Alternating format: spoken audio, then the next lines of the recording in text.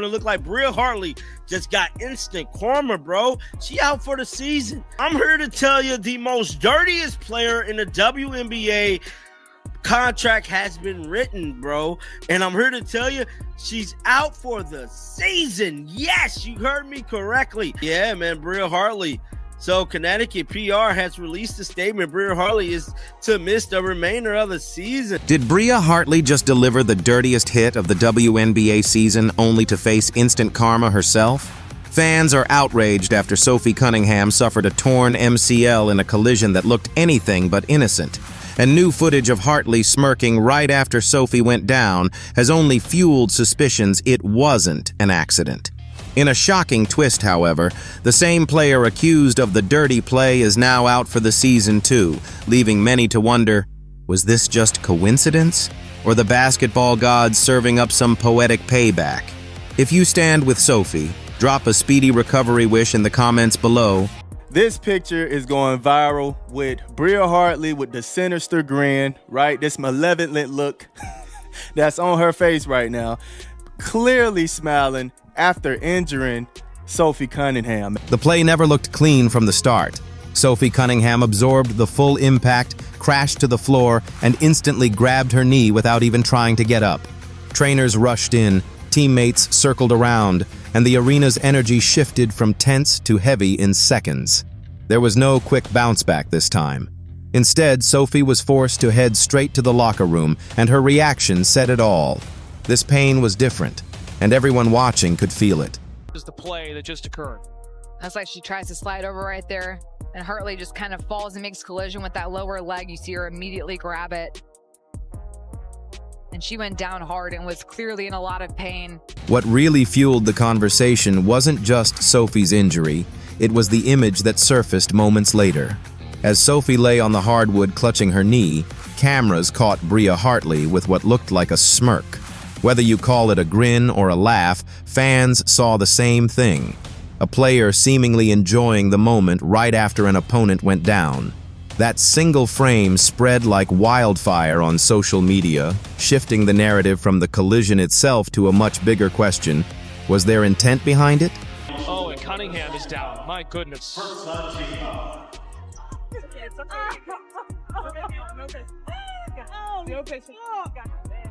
Timeout. Should be.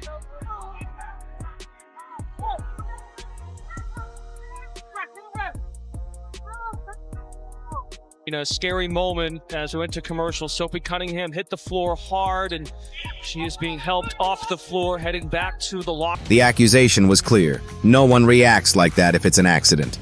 Fans argued Hartley's smile spoke louder than any press release ever could, and once that photo spread, intent almost didn't matter.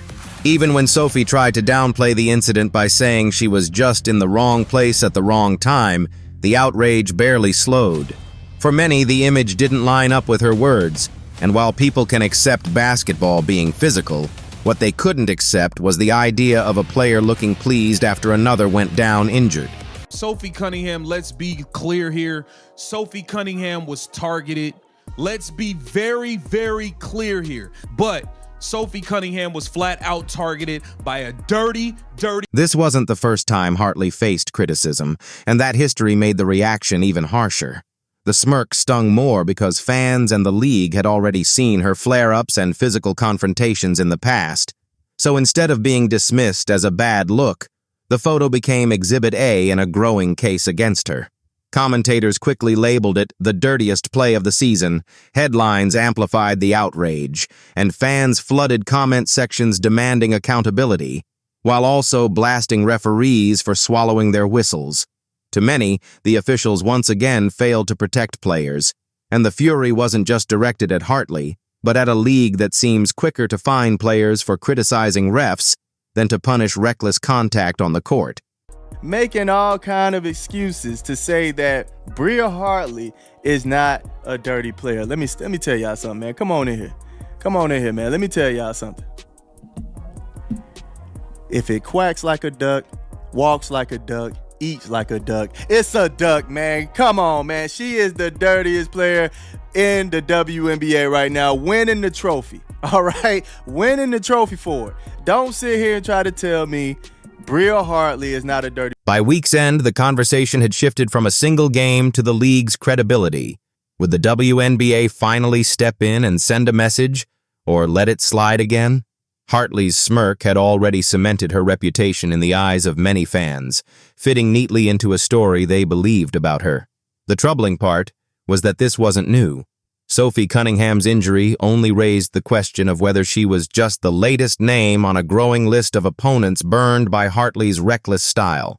While some wanted to dismiss it as one bad play, the receipts from this season alone told a different story. One that doesn't paint Hartley as an unlucky victim of circumstance, but as a player who keeps landing in the middle of the WNBA's ugliest low-light moments.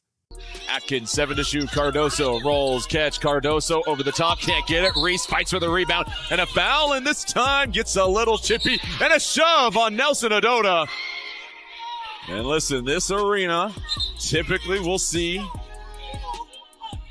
some ringside fights. Earlier this year, Hartley had already stirred controversy with a ringside dust-up involving Angel Reese, where fans accused her of crossing the line by grabbing Reese's hair during a rebound battle. A move too blatant to mistake for a simple swipe, as Reese's reaction made clear. That clip spread quickly, and before the outrage cooled, Hartley was back in headlines after shoving Rebecca Allen, adding another name to her growing list of clashes. None of these incidents drew major punishment on their own, but when stacked together, they fueled the perception that Sophie Cunningham was never going to be the last player caught up in Hartley's reckless style. Put this up about an hour ago. He said to all of those defending Bria Hartley, look at what she liked on Instagram. Emo, she's the dirtiest player in the league and should be kicked out.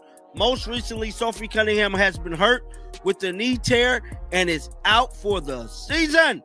Look at this. Look at this. Now, Bria is the definition of consistency. Now, this is her liking this. This is her liking this post. Y'all see that? Breezy, 1-4, and others. Bria is the definition. She's liking this post. Look at this. Death taxes and Bria Hartley always being at the scene of the crime. Now, that's her choke slamming. This was the boiling point. Fans no longer saw isolated accidents. They saw a pattern, and patterns change everything.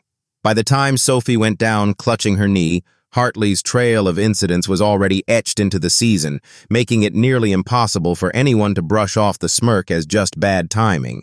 People remembered the hair pull on Reese, the shove on Allen, and now a collision that sidelined one of Indiana's toughest players. And together it painted a picture that was hard to ignore.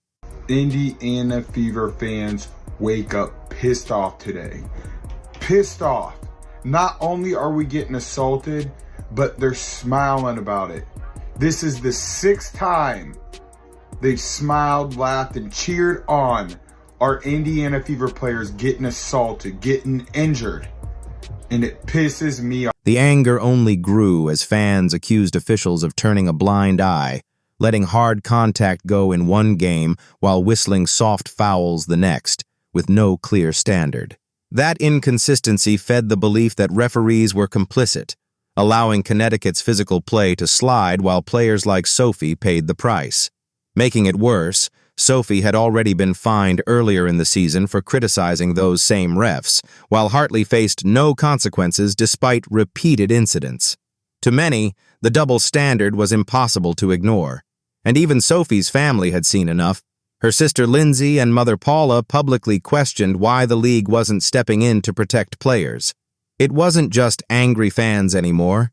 It was her family echoing the frustration of Fever supporters, warning that if the WNBA refused to act, more players would keep getting hurt. Maybe you should focus, her sister. Maybe you should focus less on fining players for commenting on your poor officiating and more about hiring officials that are capable to call a consistent game and protect your athletes. Pathetic. Praying for you. The only good thing positive surrounding Sophie Cunningham coming out of this game, she looked in good spirits in the locker. That's why calls for a suspension erupted almost instantly online, with fans pointing to past cases where reckless plays brought discipline and demanding Hartley face the same. By then, she was already branded a dirty player, the league was cast as corrupt, and Sophie was seen as the one sacrificed. But before the WNBA could even weigh in, the story took an unexpected turn. Hartley deserves zero benefit of the doubt. And Sophie Cunningham's family not too happy. I believe this is Mama C. Hartley is a disgruntled player having trouble everywhere she goes. She's playing mean and plays out of control. Looked out of control. Fans fully expected the league to step in with punishment, with suspension chatter dominating the conversation and outrage so loud it seemed the WNBA would have no choice but to act. But then the narrative flipped overnight when the Connecticut Sun announced that Bria Hartley was done for the season, not from disciplinary action, but from a right knee meniscus tear that immediately ended her year. The timing couldn't have been more uncanny. It stated Connecticut Sun guard Bria Hartley will miss the remainder of the season due to a meniscus tear in her right knee. Injury sustained during team practice. You got hurt at practice? Hartley is expected to make a full recovery. So you mean to tell me her own team hurt her? Oh my God. Her own team hurt her? Oh man. Oh dog, this is funny as hell. I should laugh, but damn dog, how your own team hurt you, bro. Hartley is expected to make a full recovery. Additional updates will be provided. The Connecticut Sun announced that Bria Hartley would miss the rest of the season with a right knee meniscus tear suffered in practice, though she's expected to make a full recovery. Still, fans couldn't help but draw the parallels. Sophie Cunningham had just been ruled out with a torn MCL, a crushing blow for the Fever, and now Hartley, the very player tied to Sophie's injury controversy, was sidelined by her own devastating knee injury. Both out, both facing long rehabs, but while Sophie's came from taking the hit, Hartley's was seen by many as instant payback, delivered faster than anyone could have imagined. That I was like, Bria and I are super cool, and she would never try to hurt me, because there are some girls that I think might, but she wouldn't do that. And so I have nothing but.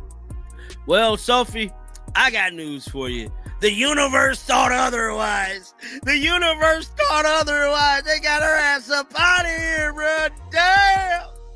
Which they weren't going to the playoffs anyways, but man, karma's a ish. I just got to keep it real, bro. I mean, this is